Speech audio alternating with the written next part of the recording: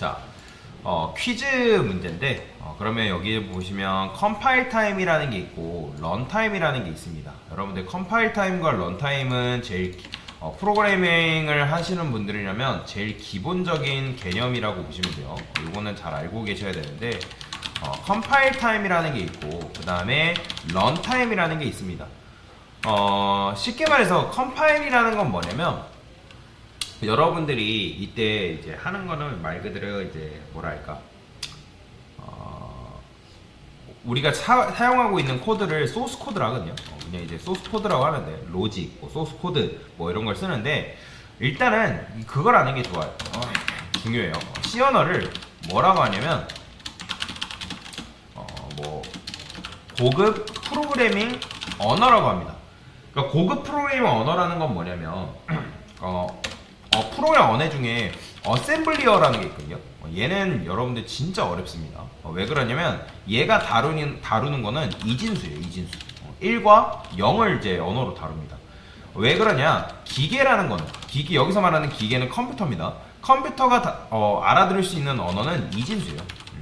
또는 얘를 16진수로 변환해서 뭐 알아들을 수 있게끔 만들 수 있는데, 이런 걸 뭐라고 하냐면 기계어라고 합니다.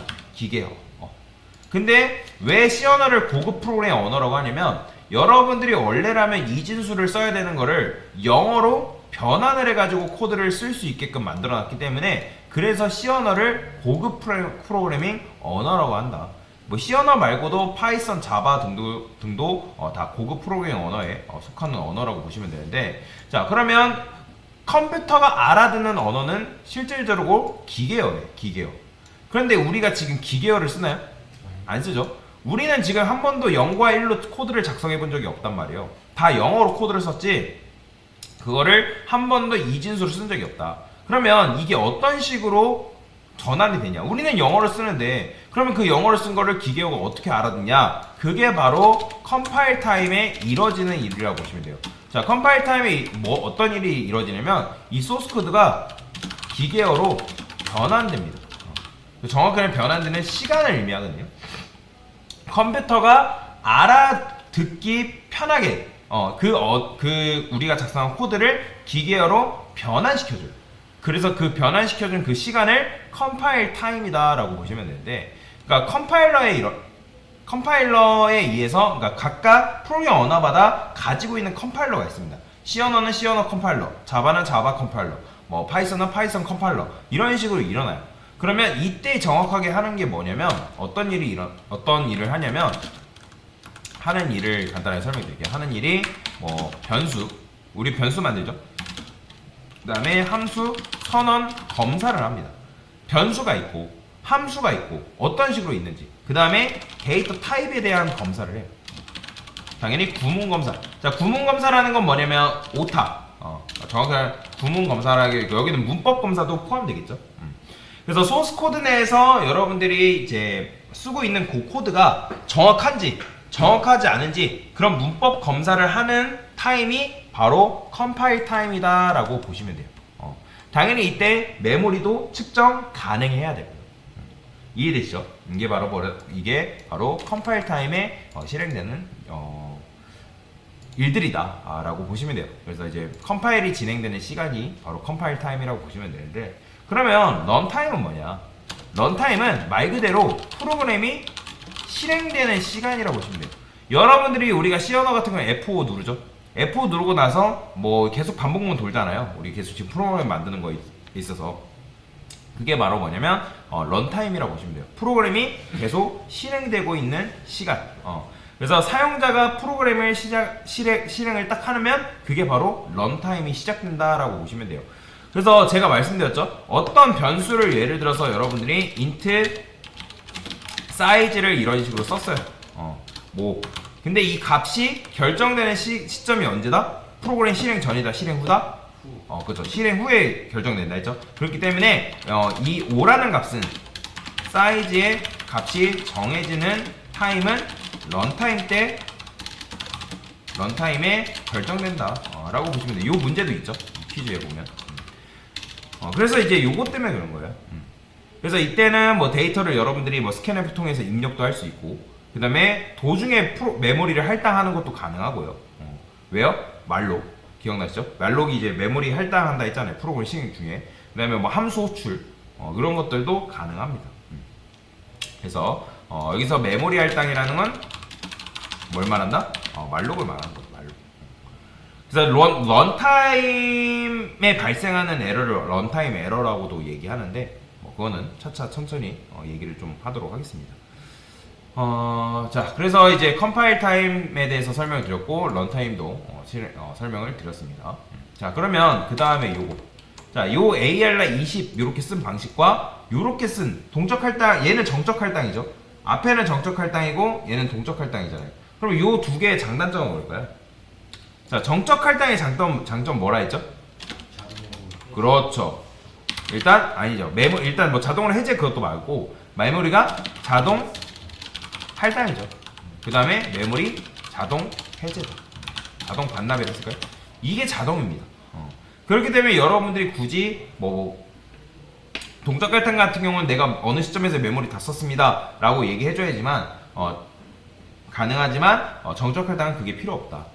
그러니까 일단 사용하기 편하다. 이게 끝이에요. 단점은 뭘까요? 메모리의 크기가 아니요, 메모리 그거는 이제 측정 가능해야 되는 거고 메모리 크기가 런타임이 아닌 일단 그러니까 컴파일 타임에 결정되어야 된다는 거예요. 이게 바로 이제 제가 방금 말씀드린 측정 가능해야 된다는 거죠. 그러니까 지금 유연함이 있다 없다? 그러니까 프로그램 실행 도중에 메모리 결정할 수 있어요. 메모리 받을 수 있어요, 없어요? 없어요. 그러니까 크기를 그리고 사용자가 아니라 개발자가 정해놔야 된다는 거죠. 그러니까 이거 지금 사용자가 정한 거예요, 20? 아니죠. 이건 개발자가 나는 20만큼 받겠다. 그런 의미잖아요. 숫자 20개 저장하겠다. 그런 식으로 개발자가 정해놨기 때문에 유연함이 없다라는 그런 단점이 있다라는 거죠. 자, 근데 동적 할당의 장점은 뭐예요? 얘가 메모리의 크기가 컴파일이 아니 언제 결정돼요? 그렇죠. 런타임에 결정된다. 즉 프로그램 실행 도중에 결정할 수 있다라는 거죠. 그러니까 결정할 수 있다라는 거죠. 그렇죠? 그리고 메모리의 크기를 사용자의 의도에 맞게 결정할 수 있다 없다? 있죠. 그렇죠. 사용자의 의도에 맞게 사용자가 예를 들어서 나는 뭐 프로그램 실행 중에 얼마큼 필요하겠다? 그러면 그때 입력 받을 수 있다라는 거죠. 그래서 메모리의 크기를 사용자에 맞게 조정할 수 있다. 그렇죠. 그 다음에 메모리 수명. 메모리의 수명을 개발자가 직접 컨트롤할 수 있다. 이런 방법이다. 이게 뭐예요? 컨트롤할 수 있다는 게 바로 프리죠. 그죠? 내가 어느 시점에서 메모리를 해제할지를 정할 수 있다는 거죠. 자, 단점은 뭐가 있을까요? 단점. 일단 메모리 해제하는 시점을 직접 정해. 그렇죠. 즉 그거를 쉽게 생각하면 메모리를 수동으로 할당해야 되고 수동으로 그렇죠. 해제해야 한다. 이런 불편함이 있죠. 자, 이 부분에서 실수가 발생한다? 그러면 메모리 누수 발생합니다. 그렇기 때문에 절대로 이런 식으로 메모리 누수에 대해서 잘 방지를 해야겠죠. 자, 그 다음에 아까 제가 했던 요로 문제 설명드리면서 런타임 관련해서 설명드리면서 다 했었죠. 자, 지금 보면 사이즈가 인트 변수고 값이 5일 때, 즉 인트 사이즈가 5 이렇게 있을 때 요 인트 ARR 사이즈가 안 되는 이유에 대해서 설명해달라. 이게 왜 안 된다고요? 컴파일 전에 그러니까 즉 ARR이라는 배열의 크기는 지금 ARR 배열의 크기잖아요. 얘는 언제 결정돼야 된다? 그렇죠. 컴파일 타임에 결정되어야 한다. 그런데 현재 코드는 현재 코드가 아니라 사이즈의 값은 언제 결정된다? 그렇죠. 컴파일 타임이 아닌 런타임에 결정되기 때문에 결론적으로는 물리적으로 불가능하다. 요런 이제 요게 여러분들이 요 정도는 설명할 수 있어야 됩니다. 이제는. 자, 그 다음에 동적 할당은 뭐예요? 쉽게 말해서 메모리를 어디서 받아요? 그렇죠. 힙에서 할당받는 방식이다. 뭘 쓰죠? 말록 쓰죠. 그 다음에 그러니까 말록 사용하고 메모리의 크기를 요청한다. 그러면 내가 요청하는 만큼 그 메모리의 크기를 받아올 수 있는 거죠. 정적 할당은 뭐예요? 메모리를 어디서? 스택에서 할당 받는 방식이다. 근데 얘는 메모리를 언제 결정해요? 컴파일 타임. 컴파일 타임에 미리 결정된 크기만 받을 수 있는 거예요. 그래서 제가 사전 신고 제도로 했죠. 메모리를 이미 그러니까 미리 견적이 가능해야 된다는 거예요. 자, 정적 할당 장점 그냥 편해요. 끝이에요. 더 이상 뭐 쓸 게 없습니다. 자, 단점 수명 조절이 불가해요. 수명 조절 불가능하다는 게 뭐예요? 함수에다가 여러분들이 만들어 데이터 아무리 거기다가 뭐 생성해봤자 함수 날라가면 어떻게 된다? 사라집니다. 이제 유연함이 없다는 거죠. 내가 언제 데이터를 이제 그러니까 해제해야 될지 그 해제 시점, 즉 메모리 해제 시점을 결정할 수 없기 때문에. 자, 얘는 뭐예요? 장점? 동적 할당은?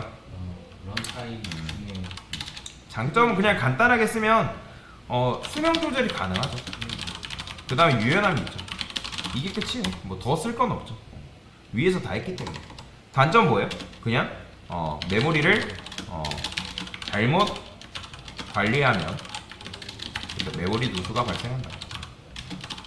그래서 여러분들이 동적 할당을 쓸 때는 뭐 여러분들 지금 연습할 때는 크게 상관이 없는데 나중에 진짜 C 언어로 개발을 한다? C 언어로 뭔가 큰 프로젝트를 맡아서 개발을 한다? 그러면 요 메모리 누수에 대해서 진짜 신경을 많이 써야 됩니다. 그래서 C 언어 개발자들이 의외로 대단해요. 의외로가 아니라 대단한 사람들입니다. 진짜. 뭐 C 언어를 가지고 개발하는 사람들이 인베디드 개발자라고 하는데 그 사람들 진짜 대단한 거예요. 제 생각에는. 뭐 다른 개발자들도 진짜 대단하다고 생각하는데 C 언어로 뭔가를 작업하고 뭔가 프로그램 개발 프로젝트 만들고 하는 분들은 대단한 것 같아요. 메모리를 다 신경 써야 되거든요. 왜냐면 다른 기타 언어 같은 경우는 C 언어에서 파생된 언어이기 때문에 C 언어에서 이런 메모리 관리를 해야 되는 걸 그 다른 프로그램 언어는 자동으로 그렇게 해놓게끔 만들어놨어요.